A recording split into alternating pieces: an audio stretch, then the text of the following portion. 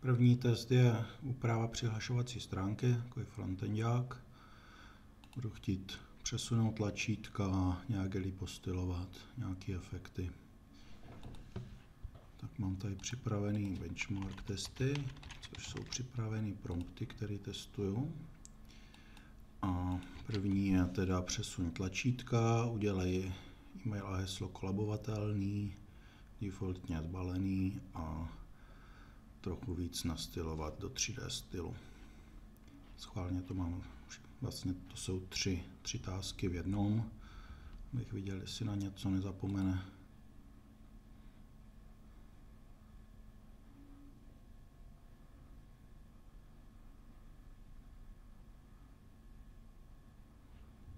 Tak on si to tady rozdělil asi na 2 tásky.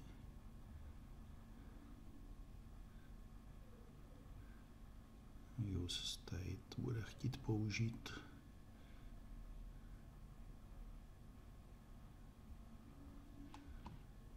Jo, toto je pěkně reaktově.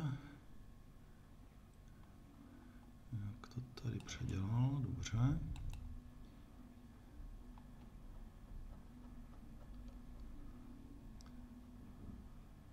Jo, teď pokračuje stylem.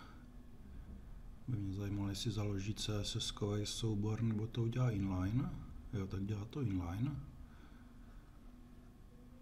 Se mně moc nelíbí. Ale tomu hnedka řeknu, ať opraví.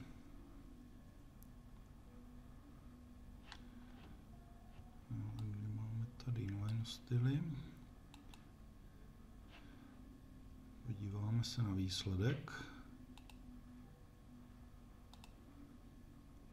Tak to je pěkný, dokonce nějakou ikonku použil.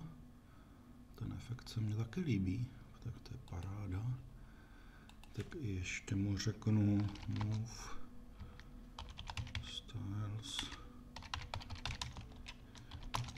external CSS file.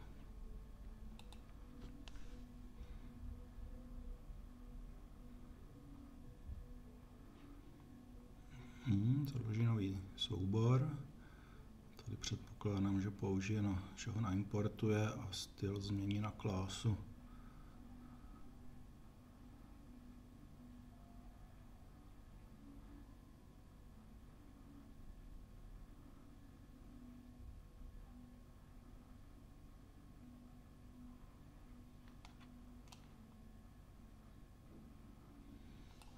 No, se mně líbí.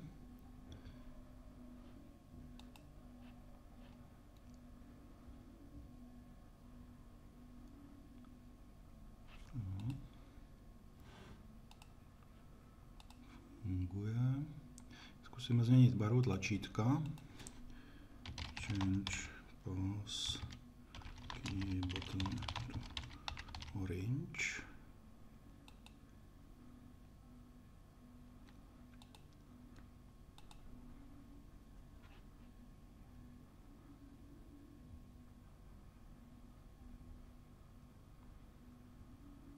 No, dokáže změnit 2 soubory za raz. Button success. Orange. No. Teď bych zkusil udělat takový efekt flipování, že bych chtěl přehodit aby se to nerozbalovalo, ale aby se to flipovalo, ty 2 sekce. Takže použiju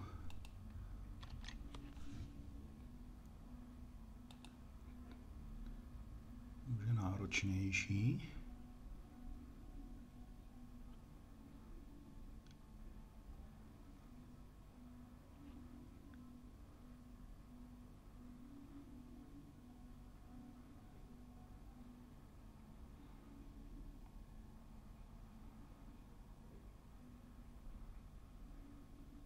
Jsem ho asi zahltil. Jo, už jede.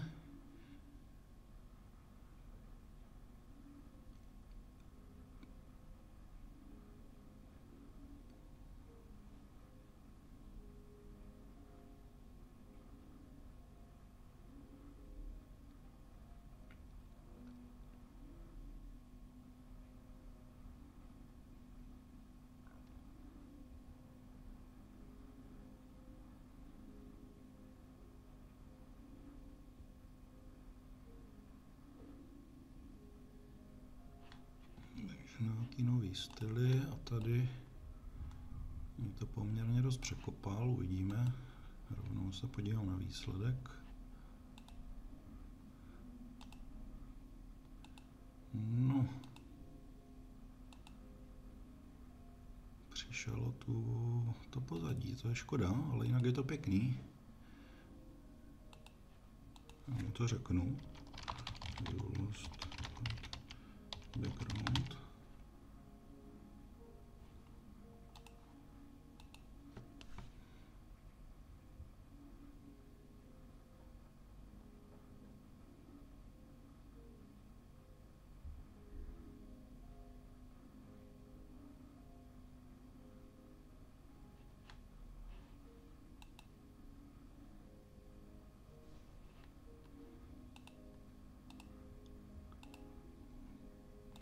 Tak to je paráda.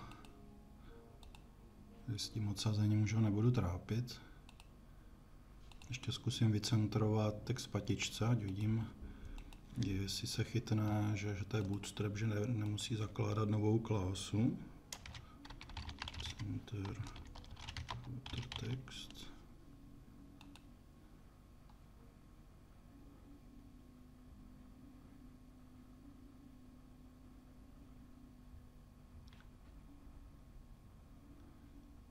No, to šlo udělat líp, ale zadání splnil. Další test je zkusit, jak umí opravovat chyby. Nejčastěji řeším v TypeScriptu, že nemám datové typy, takže tady jsou nějaký tři problémy. Takže zajedu sem Quick Fix using Fero AI.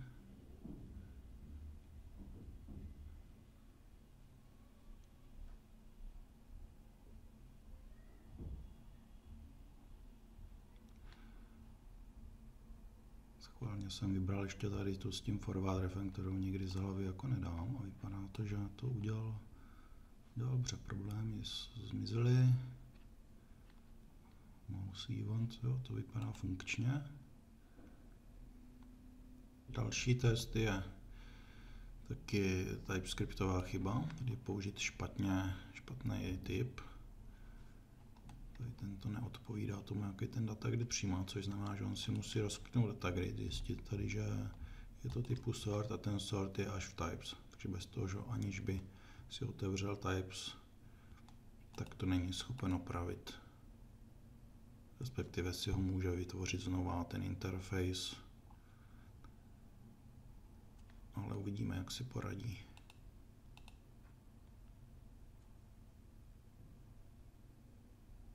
A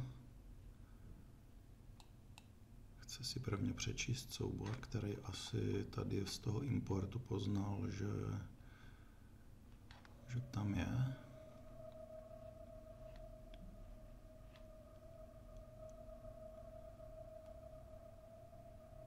Ale přesto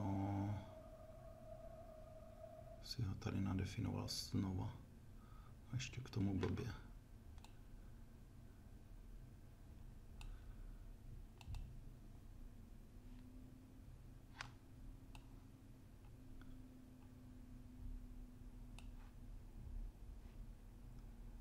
On se tady o tom asi pravděpodobně dozvěděl, že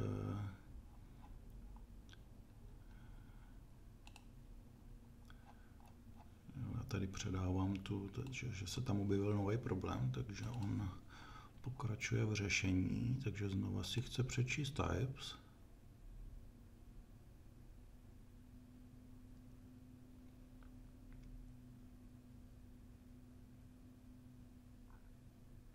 A už si ho tady naimportoval. Jo, to je dobře, problémy jsou pryč.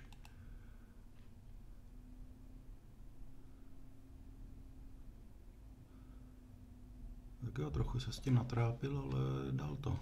Teďka zkusím refactoring. Mám tady reaktovou komponentu, kterou budu chtít, ať mě navrhne, jak ji vylepšit. Jo, mám tady nepoužitý import, inline styly, jo, takže tady taková komponenta, kterou vlastně můžu tady nějak takto to vypadá a já mu řeknu code review.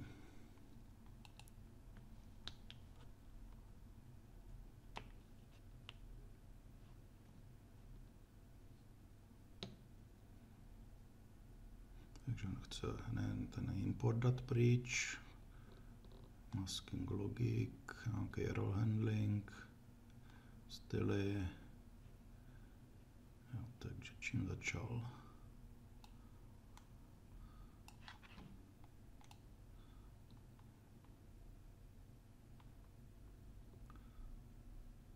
Poměrně dost změn, vidíme, nebudu to zkoumat takhle, počkáme, co z toho vyleze.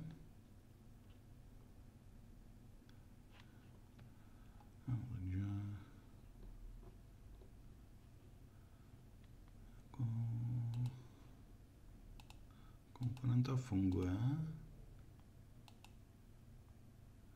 Tady přidal ten nápis, který nebyl dřív, copy status.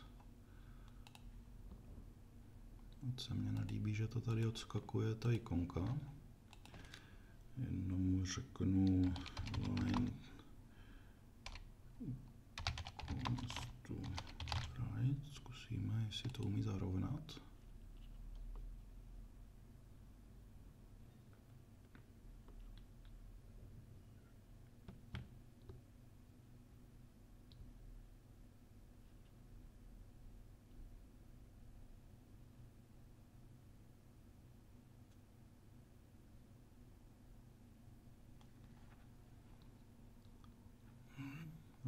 Space between, flags, gap. No, moc tomu nerozumím, takže se podíváme, co z toho vyleze. Ale jo. Teď zkusím vytvořit tabulku v databázi. Vidíme, jak umí pracovat s databázi, hlavně s cizíma klíčema. Na to tomu přidám dokumentaci databáze, což je takový coding standard, jak psát databáze. Nějaká ukázka, jo, že auto increment 10 int onsite, takže taková základní dokumentace a vidíme, co vytvoří.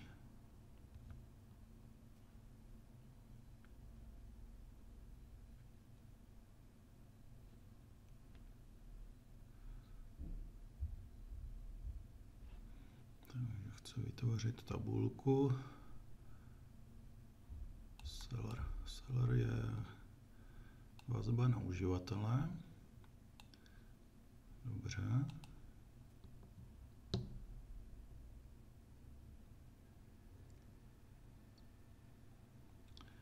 Ještě tady ptám se ho, jestli se jistý tím delete cascade. Are you sure with delete cascade?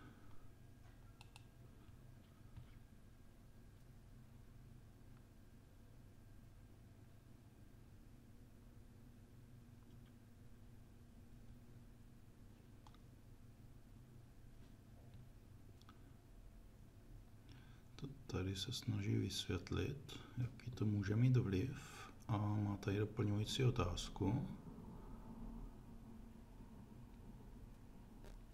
Jestli preferují restrict.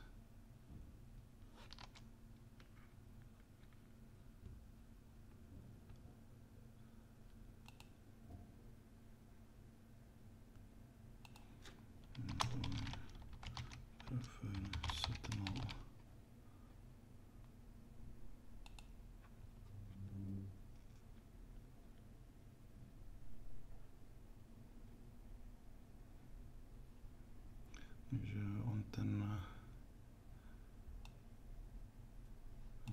udělá alter a změní to.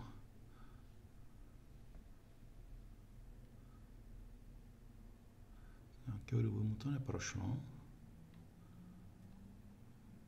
Sám nevím proč.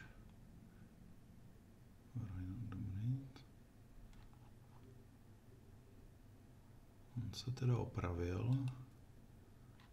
Ten už mu prošel.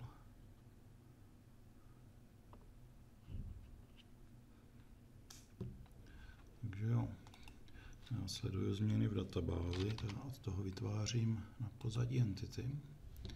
Takže se mi to tady vygenerovalo a teďka zkusím ten sloupec seller smazat. A úplně v novém kontextu, ať vůbec neví, jaká byla struktura, protože smazání sloupce znamená, že pokud nesmaže ten cizí klíč, tak mu to neprojde.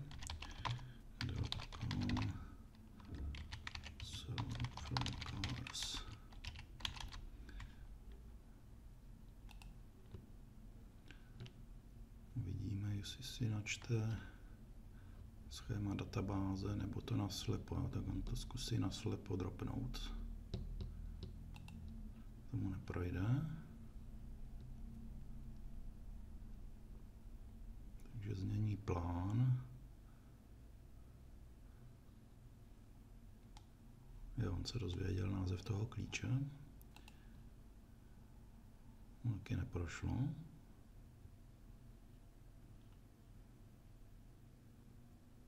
Tak teď ho napadlo se podívat, jak vypadá ta tabulka.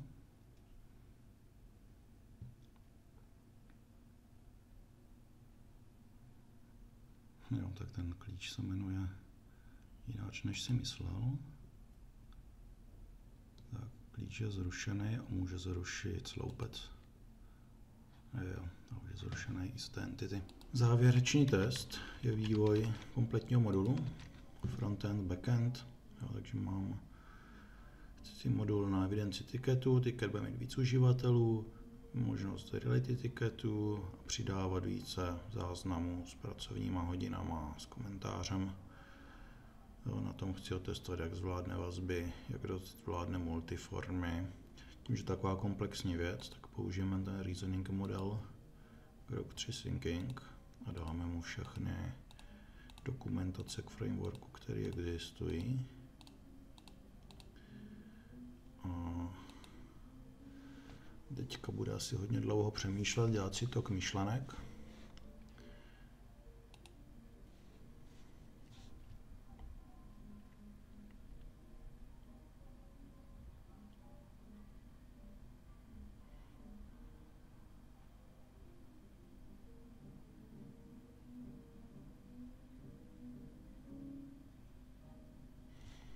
To nejde úplně naslepo, ukážu teda v dokumentaci, on má informaci, co to je modul a co se dělá v případě nového modulu. Takže na nějakých 5 kroků je tady strašně obecně. Tady zdůrazně ať nevytváří entity, že ty si vytvářím na pozadí sám. Frontend, routu, položka doma, takže víceméně 5 kroků. Strašně jenom takhle obecně zapsaný. On tady zbytek by měl pochopit z těch dalších dokumentací.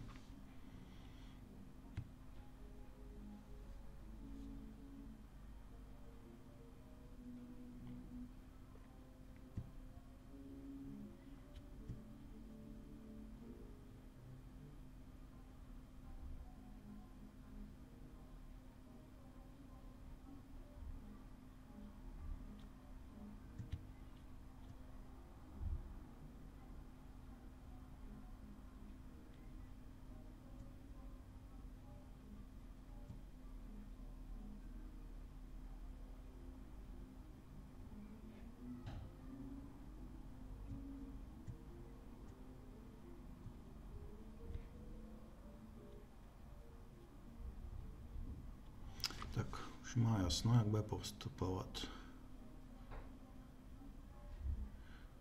Takže ty tabulky.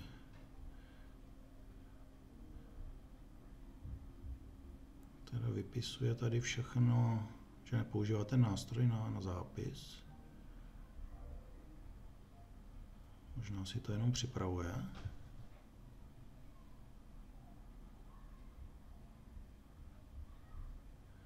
Když má v instrukcích, aby zbytečně nedělal tady ty věci. Jo, takže tady začal s tím, že si chce zobrazit tabulky, jestli náhodou neexistují. A tady si připravil ty další kroky, které budou následovat, s tím, že to zakončil s tím, ať mu potvrdím ty tabulky. Tak uvidíme. tady od těch položek doménu, od těch rout, tam je důležité, aby si prvně přečetl ten soubor a nedělal to naslepo, což většina modelů začne vytvářet routu naslepo, což samozřejmě jim neprojde. Jo, takže máme tady, jo, tak on teď už dělá i backend.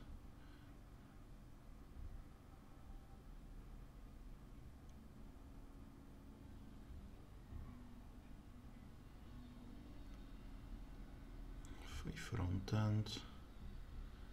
No, škoda, že nejde postupně, no,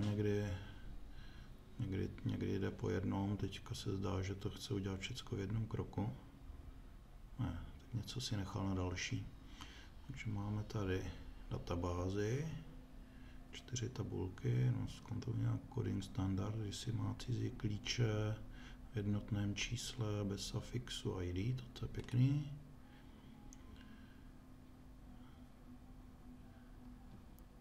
Tak, tady je backend, datagrid backend, vždycky zkontroluji, jestli ten soubor je validní. Select udělal takové jednoduché, to mohl udělat i nějaký join. Editace, tak tady už nějaké chyby jsou. No, toto. Tady jde o to, že ta entita ještě není, to je vygenerovaná z databáze, ale nemá ještě ty vazby, takže on ví, že tady má udělat nějakou transformaci, což tady toto to chce ještě doladit nebo napromptovat, ať to dělá, takže zatím mu tady dám prázdný pole. Tady ten save to vůbec netrefil, to tady vůbec není potřeba, ta entita si o všecko bude starat sama, toto by mělo v pohodě stačit. Takže toto, a dalo se to opravit po něm je celkem rychle, takže to tomu schválíme. Datagrid na frontendu, no, jenom 3 sloupečky, nějaký filtr, v pohodě. Tady už jsou nějaké chybičky vidět. Create schéma, toolbar, no.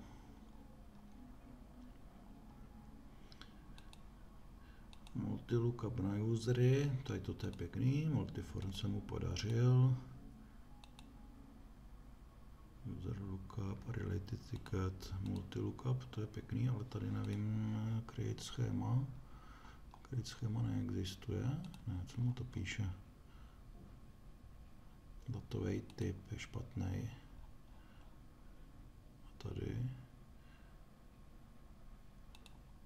Toolbar, to je taky nějaký výmysl, zkusím mu to potvrdit, třeba se z toho zpamatuje nějak. A tady dostane ty chyby do feedbacku.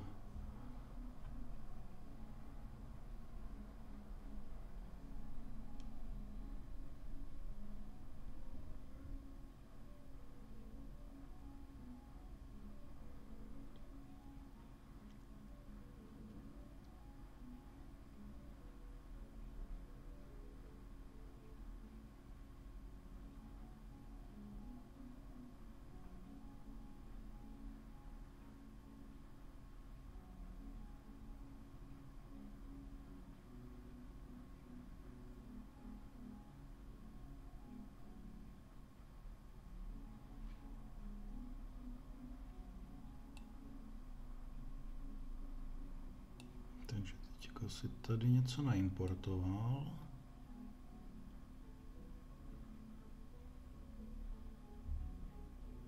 Dobrý, že chyby už tam nejsou žádný, takže to uvidíme, co z toho vypadne. Takže máme frontend, backend, uvidíme, jestli nezapomněl na ty routy a položku doménu.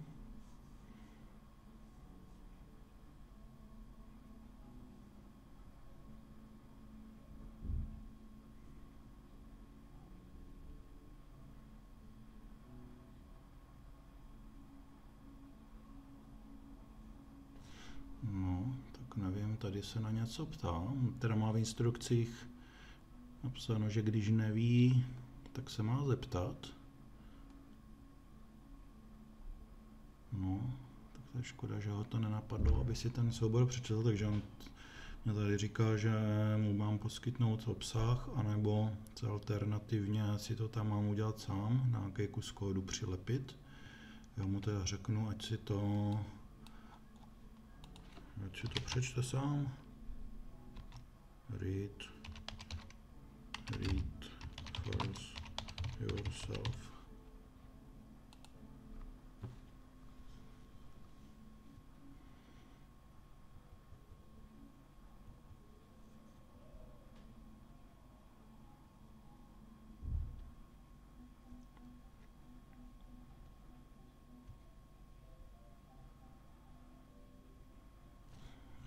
Máme tady požadavek na přečtení souboru.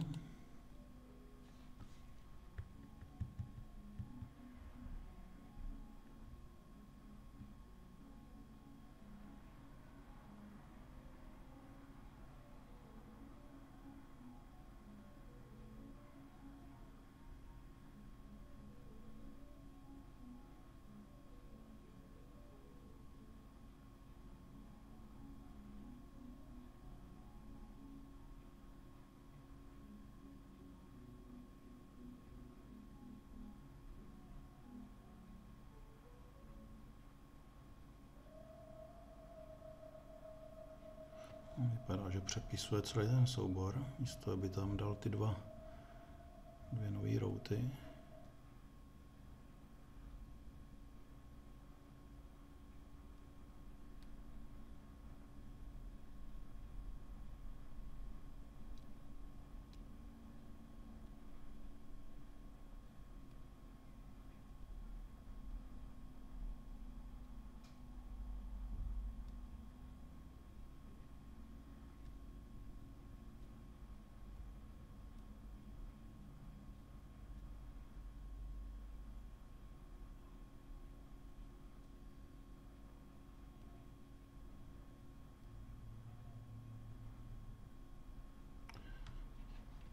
Položka v menu.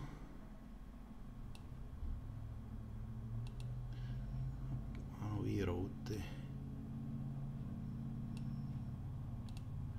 V pohodě. Tak chvíle napětí, teď si myslím, že by mělo být všechno hotový.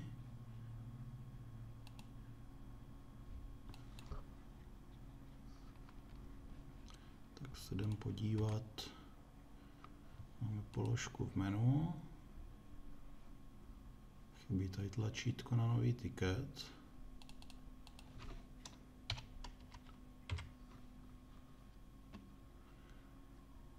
Ale jako uživatel reality tikety moc nefungují. Ale jo, jako celkem pecka, že aspoň tady něco trefil.